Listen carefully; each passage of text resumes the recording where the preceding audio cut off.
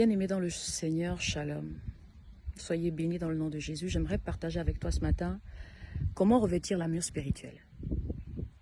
La parole de Dieu déclare que nous ne devons pas confesser Jésus seulement au bout des lèvres, mais au fond du cœur. Oui, si nous ouvrons aujourd'hui le livre de Galates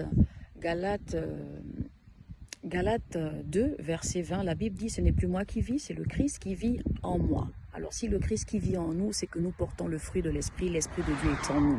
Et le fruit de l'Esprit, c'est quoi? La Bible dit « Mais le fruit de l'Esprit, c'est l'amour, la joie, la paix, la patience, la bonté, la bénignité, la douceur et la tempérance. » Merci Saint-Esprit pour ce fruit puissant qui nous permet de détruire les œuvres du diable que nous pouvons retrouver dans l'armure spirituelle, dans le livre des Éphésiens, chapitre 6, verset 12.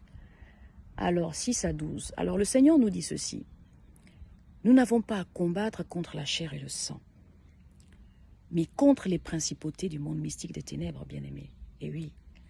Alors, je revêt l'armure spirituelle. Je porte la vérité pour ceinture à mes reins autour de ma taille. Je revêt la cuirasse de justice sur mon corps. Je porte pour chaussures à mes pieds le zèle que me donne l'évangile de la paix. Par-dessus tout cela, je prends le bouclier de la foi avec lequel je pourrai éteindre tous les traits enflammés du malin. Je porte le casque du salut et je prends l'épée de l'esprit qui est la parole de Dieu. Waouh! Cette parole est puissante. Mais comment elle est efficace? Elle ne peut qu'être efficace dans nos vies si nous marchons dans la justice de Christ.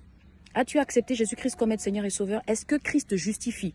Pour que lorsque tu te revêts de l'armure spirituelle, il puisse te revêtir de ce vêtement puissant qui te protège et qui te fait garder ton cœur par-dessus tout. Car oui, le livre de Proverbe 4, verset 23, j'aime bien ce passage qui dit « Garde ton cœur par-dessus tout, car de lui viennent les sources de la vie. » C'est du cœur que naissent les décisions. C'est du cœur, c'est de l'abondance du cœur que la bouche parle. Et oui, quand on se tient devant l'adversité, quand on se tient devant un combat, avant de proclamer la parole de Matthieu 18, 18, qui doit prendre vie sur terre et dans les cieux, nous devons nous rassurer que nous marchons dans la vérité de Christ et dans une vie de sanctification, bien-aimée.